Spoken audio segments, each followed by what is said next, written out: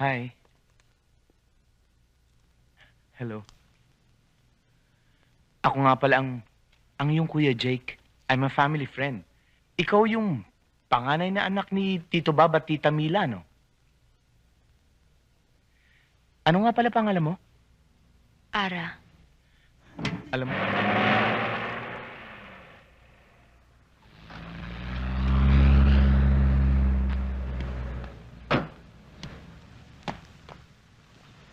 Senyora, naplatan ta. Ara, ano ba? ano ba? Henry, ayoko! Ara naman, magsyota naman tayo Kaya what's wrong? What's wrong? Everything's wrong. Unang-una, it's against my convictions. Ara, pakakasal naman kita right after my graduation. Pues, we'll wait till then. Tawagin mo na akong Victoria na old-fashioned. Pero Henry, hindi mo mababagong paniniwala ko. This is wrong. Ara, kung talagang mahal mo ako, papayag ka. You're just after one thing.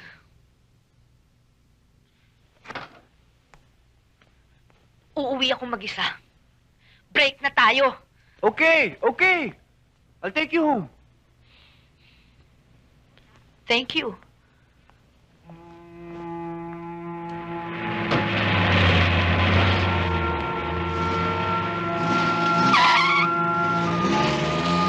Senyora, si Ara man to?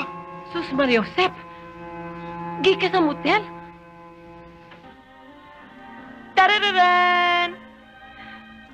See what I've got? Wow! Pinsan, ang ganda naman yan. Ilang carats yan? Ang ganda, no? Nakakaingit ko, pinsan. Para kang tumama sa sweepstakes. Naka-jackpot ka talaga, pinsan. Sosyal na sosyal. Ang mga brilyante dyan. Nakabingot ka talaga ng matabang isda. Mataba na. Ginto pa. Kayo lang Wala kayong bilib sa akin. Alam nyo, pagkasal na kami ni Jake, at pag mayaman na ako, bibiling ko ang buong law office na pinagtatrabahuan ko. At pagkatapos, lahat ng abogado ron ay gagawin kong errand boys. Ayoko na. Ayoko na magtiis sa impianong law office na yon. Ayoko na. Kaya nga, careful ka kay Jake at wag kang gagawa ng bagay na hindi niya magugustuhan. Kaya wag mo na siya pakakawalang pinsan. Kapit tuko. Talaga.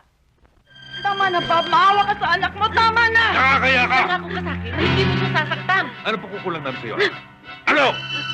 Gutayin ko man ang buong katawan mo ngayon, hindi na malilinis ang dumi ng ating pangalan. Tama na, Daddy! Tama na! Maawa ka naman sa atin! Tuloy ka magkailan! Doon sa kwarto mo! Tama na, Bob! Ano ka ba naman? Tama Correct! na! Paano? Paano tayo harap sa mga tao ngayon, ha? Ha? Daddy, walang nangyari sa amin ni Henry. Kung gusto nyo, ipatingin nyo ako sa doktor. Sino niloloko mo? Ako? Pumasok kayo sa motor, walang nangyayari. Bakit ayaw nyong maniwala sa akin? Pag tinagay ka ng aso, malalawayo ka. Kung ayaw nyong maniwala, kausapin nyo si Henry, iharap nyo sa akin. Talagang hahanapin ko, hype na yan.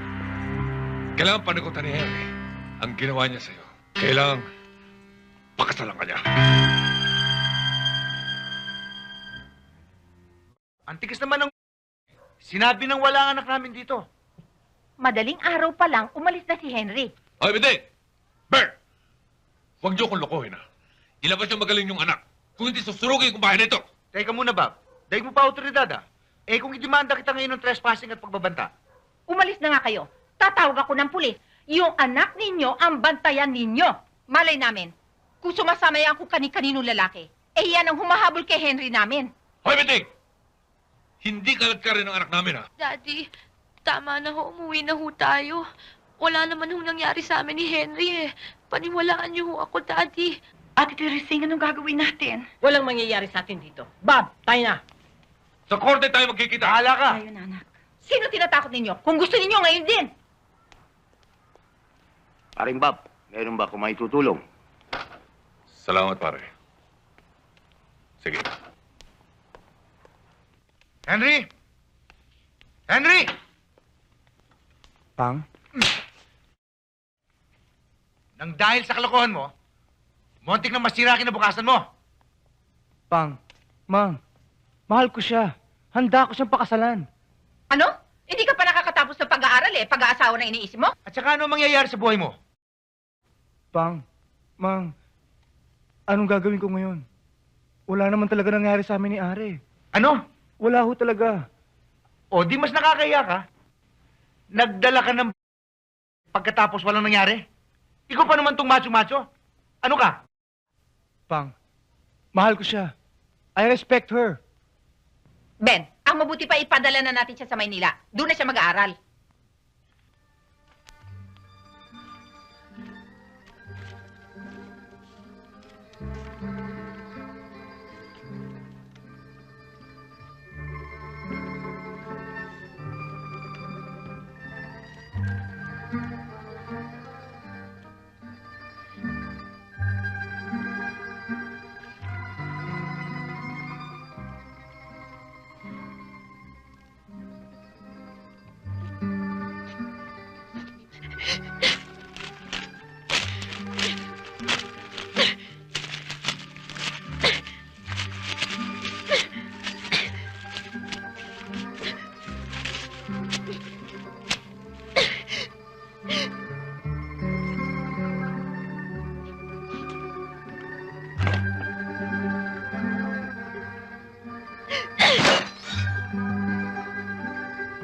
Alam mo, paring Romy, sa dinami-dami ng mga kapitbahay dito, at may tuturing kong kaibigan, ha? Ikaw lamang ang dumamay sa akin. Ikaw lamang may tuturing kong kaibigan. Hindi ko na malilimot yun. Pare, sabi mo, Kiara, kalimutan na niya yung Henry na yan. Mga walang kwentang lalaki ang mga walang paninindigan. Mga urong ang kanilang. Pare, Kahit 1,000 Henry, hindi pwedeng ipagpalit sa akin. gusto kang sabihin sa akin? Pare, Sabihin na nila ang ibig nilang sabihin. Ayaw panagutan ni Henry Ciara. Ako mananagot sa anak mo. Malaking ang agwat ng mga edad namin. Pero pare, binatang-binata ako. At may kaya naman ako sa buhay. Sa akin pare, tiyak na magandang kinabukasan ni Ara. Sige, kumadre. Oh, tita, ang aga-aga pa, uwi na kayo. Hi, Jake. Yes, ma. Mwah! Alam mo naman ng Tito Manny mo, hindi makatulog yun kundi ako katabi. Oo nga. Oo nga. Kaya naman pala, ang kanya mga dalang tapes ay puro X-rated. Aba. Alam mo ba, Jake, pinanood namin yung pang-isipin na pelikulang ipinalalabas ngayon doon? Jesus, Ginoo, walang itinago. At ang babata ng mga artista. Alam mo, palagay ko ngayon talaga mahihirapan nga na humanap ng birhen. Oo nga. Totoo yun. Ay, paano? Alis na ako, ha? Tawagan mo na lang ako bukas tungkol sa fundraising natin, ha? O, Bye, sige. Jay. Bye-bye, tita. Sige, kumadre. Okay, Good night. Night. Talaga yung tita mo. Si mama talaga, basta charity work, walang kapagod-pagod. Look who's talking. Oh, anong oras na? Ay, di ba almost 10 o'clock? And I bet you hindi ka pa kumakain. Hindi pa nga. Pilar, ipaghain mo ang senyorito mo. Opo. Na-delay kasi yung flight ni Mr. Mashida eh. Oh? Yung Japanese counterpart ko doon sa itatayo namin plastics factory. Ang dami mga last-minute kinks. So, inayos ka agad namin. Now, I don't have to go to Japan, ma. Ay, naku, mabuti pa siguro, iho, natuloy ka na. So that you could take a week off for a vacation. You know, you need a break. Kumbaga sa baterya, kailangan mo na recharging. Paano naman ang opisina? Para kay may mga empleyado ka kung ikaw din lamang ang magtatrabaho. Pero sa ikapapanatag ng kalooban mo, hayaan mo, habang wala ka, ako magbabantay sa negosyo natin. Saan naman ako pupunta? Ayoko naman mag-abroad. Why don't you go to our hometown, sa Cebu? Oo nga, no? Cebu. Yeah, Matagal ka nang hinihintay doon ng Kuya Adolfo at saka ng Ate Conchita. tama. business and pleasure. Pero iho, habang nasa Cebu ka, bakasyon ang isipin mo. Di ba sinabi ko sa inyo, may balak akong bumili ng taniman ng ubas? Yeah, and I almost forgot. A month ago, tumawag sa akin ng Kuya Adolfo. Meron daw nag-aalok sa kanya ng taniman ng ubas, a certain Mr. Montebello. Baka raw interesado tayo. Then I'll go to Cebu.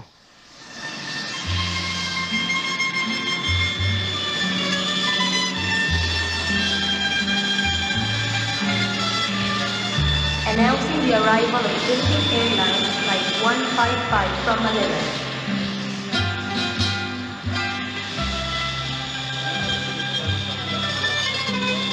Hi there. Announcing the arrival of Philippine Airlines Flight 155 from Manila. Hola, hijo. Bienvenido. It's been a long time. Yeah. How's your mother? Okay, fine. Conchita will be very glad to see you.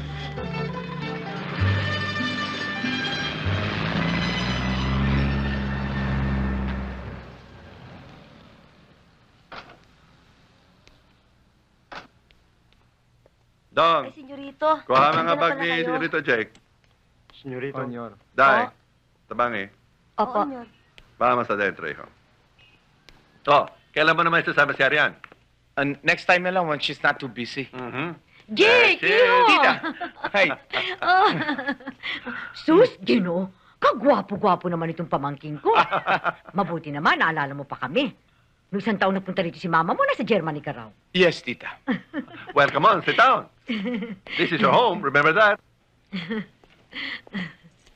Pagkakain natin, pupuntahan natin ang pataniman ng ubas na inialok sa'yo ni Mr. Montebello. Naku, makapaghihintay sige. na yan. Bayaan mo munang mag-siesta si Jake. Bukas na lamang yung puntahan yun. Hindi. Tita, kasi merong padala ang mama para sa mga sibilya. Kailangan pumunta ako mamaya doon. Yung kaibigan matalik na yung papa? Oho. Baka hindi mo makausap ngayon na matino si Bob. Bakit ho? May malaking skandalong nangyari sa kanilang pamilya. Mag-isang buwan na. Malaking kahihiyan, Jake.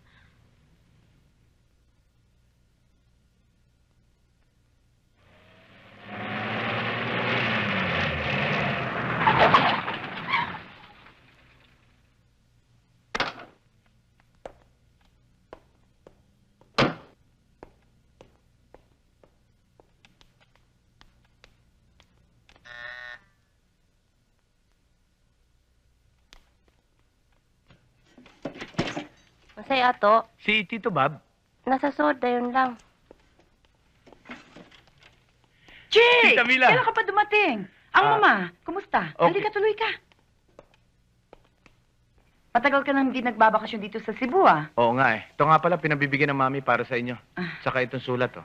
Salamat, ha? Ang aking bunso, si June. June, ang Kuya Jake mo. Hi, Jake. Siya yung madalas ni kwento sa amin. Si Tito Bob? Nasaan? Natutulog. Lasing yata eh. June, ikuha mo siya na maiinom. Kamusta si Tito Bob? Mabuti naman. May konting problema eh. Sandali lang, gigisingin ko siya. Mabuo ka muna.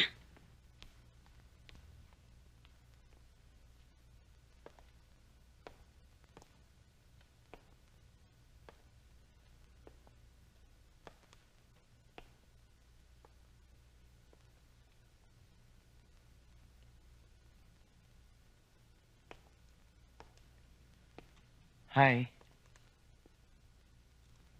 Hello.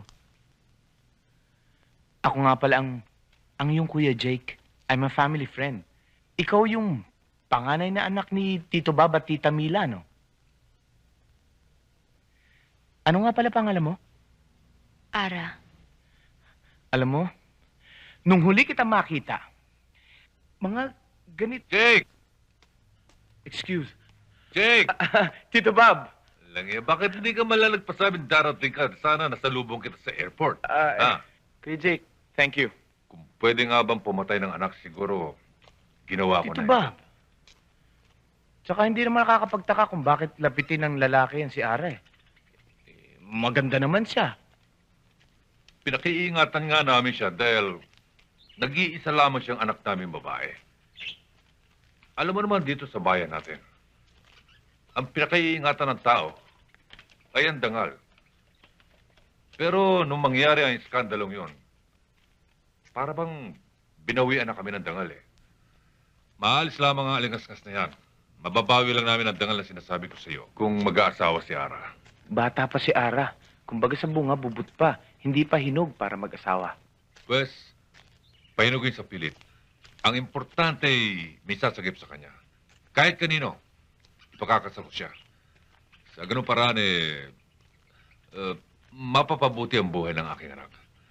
Meron siyang tatanawing magandang kinabukasan. Ang totoo niyan, Jake, may isang lalaking nagkaka-interes na sa kanya eh.